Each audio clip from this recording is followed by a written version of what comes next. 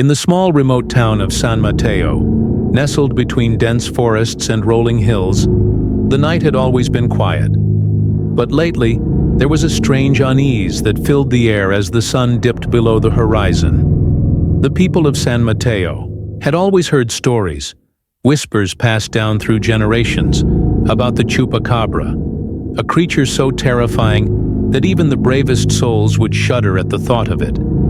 The creature was said to be a bloodthirsty beast, with glowing red eyes, sharp fangs, and a hunger that could never be satisfied.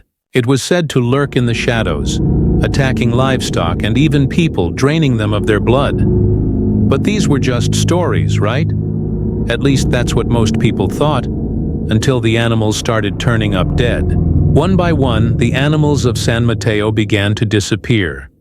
At first it was just a few chickens, then a couple of goats. But then the livestock began to show signs of something far more sinister. Their bodies were found drained of blood, their throats torn open as if something had sucked the life out of them. The townsfolk were terrified, and rumors spread like wildfire.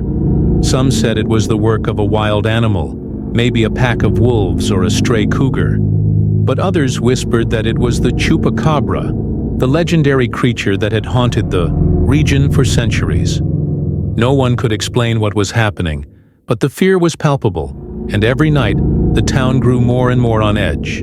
The myths surrounding the Chupacabra were as old as the town itself. According to the elders, the creature was a demon, born from the darkness of the forest. Some believed it was a cursed being, created by an ancient witch who had summoned it to do her bidding. Others claimed it was a creature from another world, sent to wreak havoc on Earth. Whatever the truth, the Chupacabra was said to be relentless, and once it set its sights on a town, it would not stop until it had claimed every living thing in its path. The townspeople began to lock their doors and windows at night, but even that didn't seem to help. The creature was always one step ahead, slipping through cracks and crevices, its red eyes gleaming in the darkness. One night, as the full moon rose high above the town, a young woman named Maria was walking home from the market. She had heard the stories, of course, but she never truly believed in the Chupacabra. After all, it was just a myth, right? But as she walked down the narrow dirt road that led to her home, she couldn't shake the feeling that something was watching her. The air grew colder, and the silence around her deepened. It was then that she heard it, a low growl echoing from the trees. Her heart raced and she spun around, but there was nothing there, just the dark shadows of the forest stretching out before her.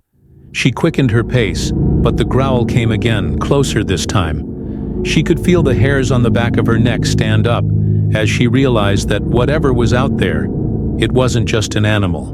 Maria's breath caught in her throat as she heard footsteps behind her, slow and deliberate. She turned to look, but again, there was nothing. The road was empty, the trees silent. But then, out of the corner of her eye, she saw it. A flash of movement, something large and dark darting between the trees. Her heart pounded in her chest as she began to run, her footsteps echoing in the night. The growl followed her, growing louder, more intense, as if the creature was closing in on her. She stumbled, her feet slipping on the loose dirt. But she forced herself to keep running, her breath coming in ragged gasps. She could hear the creature now, its claws scraping against the ground, its heavy breathing just behind her. She reached her home, slamming the door shut behind her and bolting it with trembling hands. She pressed her back against the door, trying to steady her breath, but the growl was still there, lingering in the night. It was so close now that she could hear its claws scratching against the wood. Her heart raced as she listened, her mind racing with fear. She had heard the stories, but she never thought they were true. The Chupacabra was real, and it was hunting her. Maria didn't know how long she sat there, frozen in fear, but eventually the sounds outside faded away. The creature was gone, for now, but Maria knew that it wouldn't be long before it returned, and next time, it might not leave. The next day, Maria told the townspeople what had happened, but they didn't seem surprised. They had all heard the growls, seen the strange tracks in the dirt, and found the bloodless bodies of their animals. It was the Chupacabra, they said, and it was only a matter of time before it would come for them all. The town was in a state of panic, and the people began to take extreme measures to protect themselves. Some built fences around their homes, while others took to sleeping in shifts, guarding their families with whatever weapons they could find. But no matter what they did, the creature always seemed to find a way in. It was as if it knew their every move, watching them from the shadows, waiting for the perfect moment to strike. As the days passed, the attacks grew more frequent. The Chupacabra seemed to be everywhere, attacking animals, stalking the streets at night, and even creeping into people's homes. The townsfolk were terrified, and many began to leave, fleeing the town in search of safety. But no matter where they went, the creature followed. It was as if it had claimed San Mateo as its own, and no one could escape its grasp. The fear that gripped the town was unlike anything anyone had ever experienced.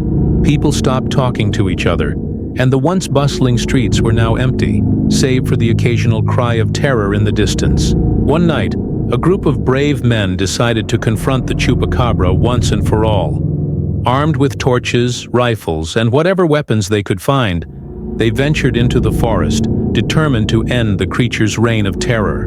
They searched for hours, their eyes scanning the darkness for any sign of the beast. But the forest was silent, and the creature seemed to be watching them from the shadows. Suddenly, one of the men let out a scream, and the others rushed to his side. He was lying on the ground, his throat torn open, his body drained of blood. The Chupacabra had struck again, and it was closer than ever. The men tried to fight back, but it was no use. The creature was too powerful, too fast, and it was hungry for blood. The men ran, but the Chupacabra was relentless. It pursued them through the forest, its growls echoing in the night. One by one, the men fell, their bodies drained of life, until only one remained. He stumbled through the trees, his heart racing, his body covered in scratches and bruises.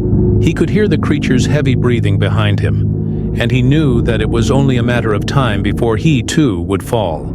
But just as he thought he was done for, he stumbled upon an old, abandoned cabin. He ran inside and slammed the door shut, but the creature was already there, its claws scraping against the wood. The man held his breath, praying that the cabin would hold, but deep down, he knew it was only a temporary reprieve. The Chupacabra would never stop hunting them.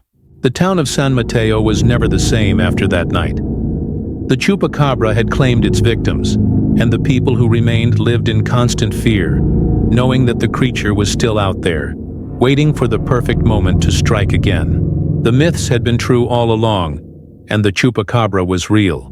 No one knew where it came from or why it had chosen San Mateo, but one thing was certain: the terror was far from over. The creature would continue to haunt the town, its bloodlust, never satisfied, until there was nothing left but darkness and fear.